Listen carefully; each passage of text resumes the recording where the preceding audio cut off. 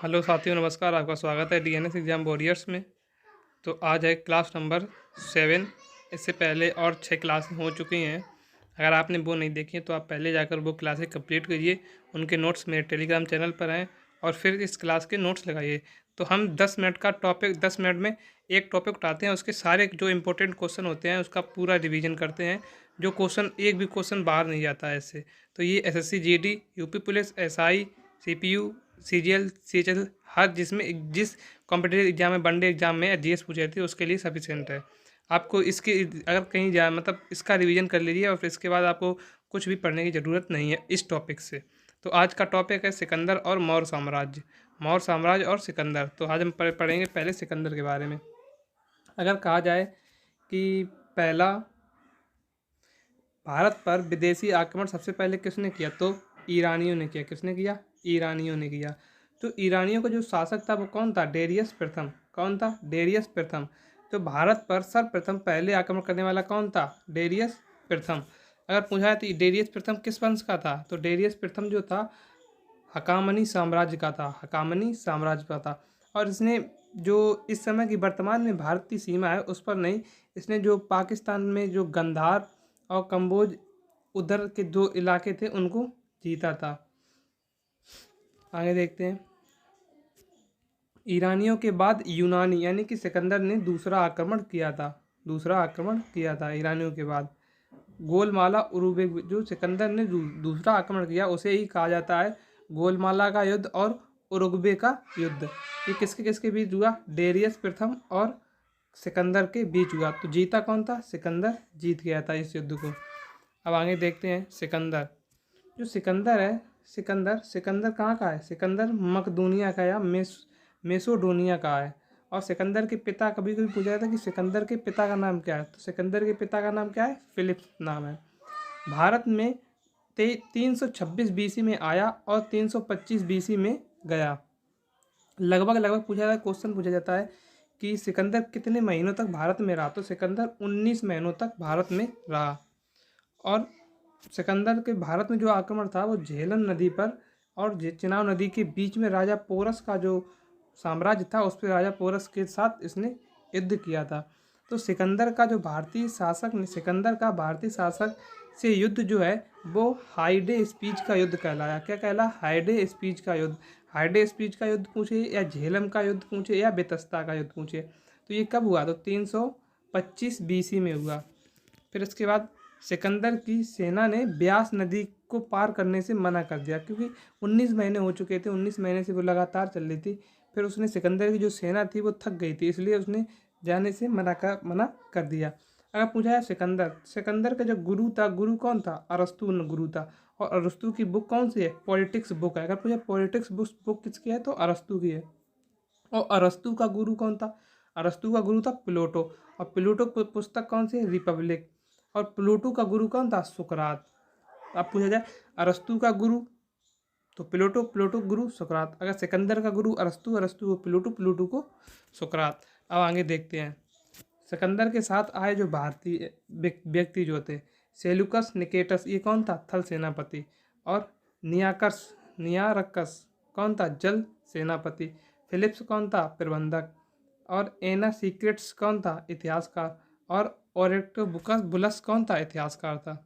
आगे देखते हैं। जो सिकंदर के घोड़े का नाम था, सिकंदर किस घोड़े पर? सिकंदर का बहु केफला घोड़ा था। बहु केफला घोड़ा था। और इसने बहु केफला नाम पर एक निकया नगर बसाया। बहु केफला नाम पर एक नगर बसाया। सिकंदर की मृत्यु कब हुई थी? सिकंदर की मृत्यु 320 बीसी में बेबीलोन स्थान पर हुई थी। पूछा था क्वेश्चन कि सिकंदर की मौत कहाँ पर हुई थी, तो बेबीलोन स्थान पर हुई थी। अब आगे देखते हैं मौर्य साम्राज्य। जो मौर्य साम्राज्य है, मौर्य साम्राज्य 322 से 125 बीसी तक रहा। लगभग 137 वर्षों तक मतलब मौर्य साम्राज्य ने साम्राज्य किया। अगर मौर्य साम्राज्य में संस्थापक की बात की जाए तो संस्थापक कौन थे? चंद्रगुप्त मौर्य। और इन्होंने कब से कब तक राज किया, तो इन्होंने 322 बीसी से 298 बीसी तक राज किया। इनकी राजधानी क्या थी? सिकंदर की राजधानी क्या थी? मतलब मौर्य साम्राज्य की जो चंद्रगुप्त मौर्य थे तब उन्होंने राजधानी क्या बनाई थी? पाटलिपुत्र बनाई थी। और प्रधानमंत्री पूछे जाए तो प्रधानमंत्री कौन थे? आचार्य चाणक्य। कौन थे? आचार्य चाणक्य। आचार्य चाणक्य के अन्य नाम कौन थे? विष्णुगुप्त के नाम से किसे जाता है? आचार्य चाणक्य को। कौटिल्य नाम से भी जाना जाता। और भारत का मैकियावेली किसे कहा जाता है? तो चाणक्य को। और चाणक्य की एक पुस्तक है अर्थशास्त्र। और अर्थशास्त्र कभी कभी क्वेश्चन पूछा लेता है कि अर्थशास्त्र का संबंध किससे है? तो अर्थशास्त्र का संबंध किससे है? राजनीतिक से है। और इनकी अगर पूछा जाए चंद्रगुप्त मौर्य की पत्नी का नाम क्या था? दुर्धरा था, दुर्धरा। और अन्य नाम क्या था चंद्रगुप्त मौर्य का? अन्य नाम क्या था? अन्य नाम था भारत का मुक्तिदाता। और पूछा जाए एड्रोकोटस, एड्रोकोटस किसका, एड्रोकोटस का संबंध है एपियन और प्लूटार्च से। और सेंड्रोकोटस का जस्टिन से संबंध है। अब पूछा जाता है कि 305 बीसी में सेलुकस निकेटस से युद्ध हुआ। इस युद्ध में हारने के बाद अपनी बेटी कौंडिया यानी कि हेलेना की शादी किसने कर दी? चंद्रगुप्त मौर्य से कर दी। किसने? सेलुकस निकेटस। और सेलुकस निकेटस कौन था? अभी जो सिकंदर के साथ आया था, सिकंदर के साथ कौन आया? सेलुकस निकेटस। और सेलुकस निकेटस कौन था उसका? सेलुकस निकेटस कौन था? थल सेनापति। कौन था? थल सेनापति था। और दहेज में 4 प्रांत दिए। तो चंद्रगुप्त मौर्य को दहेज में कौन कौन से 4 प्रांत मिले थे? काबुल, कांधार, मकरान और हेरात। ये सब किधर है? पाकिस्तान के क्षेत्र में की तरफ है। साथ ही साथ एक दूत भेजा मैगस्थनीज। पूछा जाता है मैगस्थनीज किसके शासनकाल में भारत आया? तो चंद्रगुप्त मौर्य के दरबार में आया। और मैगस्थनीज की बुक बहुत मुझे आती है, इंडिका। तो इंडिका जो है, इंडिका पुस्तक किसकी है? इंडिका मैगस्थनीज की। उसमें क्या है? तो पाटलिपुत्र के शासन के बारे में लिखा हुआ है। अब देखते हैं कि मतलब इसके बारे में जानकारी कहाँ से मिलती है। तो जूनागढ़ अभिलेख से। और जूनागढ़ अभिलेख किसने लिखा है? रुद्रदामन ने जारी कराया। कहाँ? सुदर्शन झील में। सुदर्शन झील कहाँ पूछी जाती है? सौराष्ट्र गुजरात में है। और यह संस्कृत में जारी पहला अभिलेख था। सुदर्शन झील का निर्माण किसने कराया था? तो सुदर्शन झील का निर्माण चंद्रगुप्त के राज्यपाल पुष्पगुप्त ने करवाया था। अब आगे देखते हैं। तो चंद्रगुप्त मौर्य था, ये किस धर्म का अनुयायी था? तो ये जैन धर्म का अनुयायी था। जैन धर्म की दीक्षा इसने किसने ली थी? भद्रबाहु से। अच्छा, अब क्वेश्चन अब कमेंट में बताइए कि भद्रबाहु जो था वो जैन धर्म की किस शाखा से जुड़ा था? ये कमेंट बॉक्स में आप बताइएगा। इसके बाद सारा साम्राज्य बिंदुसार के हाथों में सौंप दिया और सिरवड़ बेरगोला चले गए। कौन? चंद्रगुप्त मौर्य ने अपना सारा साम्राज्य किसको सौंप दिया? बिंदुसार को सौंपते। और कहाँ चले गए? सिरवड़ बेरगोला कर्नाटक चले गए। और वह कर्नाटक की चंद्रगिरी की पहाड़ियों में संलेखना व्रत द्वारा अपने प्राण त्याग दिए। अब देखते हैं बिंदुसार। जो बिंदुसार है, बिंदुसार 298 से 273 बीसी तक रहा। और बिंदुसार के अन्य नाम के बारे में देखते हैं। तो अमित्रघात किसका नाम है? बिंदुसार का। बारीसार और भद्रसार और सिंहसेन, ये किसके नाम है? बिंदुसार के। सबसे ज़्यादा पूछा था अमित्रघात। अमित्रघात किसका नाम है? तो बिंदुसार का। और इसके दरबार में कौन कौन थे? देखिए इनके दरबार में फिलाडेकस और डाइमेकस, ये 2 विदेशी थे। तो फिलाडेकस की मिस्र से आया था। फिलामेकस कहाँ से आया था? मिस्र से। और ये कहाँ से आया था? डाइमेकस, ये आया था सीरिया से। तो डाइमेकस ने इनसे क्या मांगा था? सूखी अंजीर और मदिरा और दार्शनिक।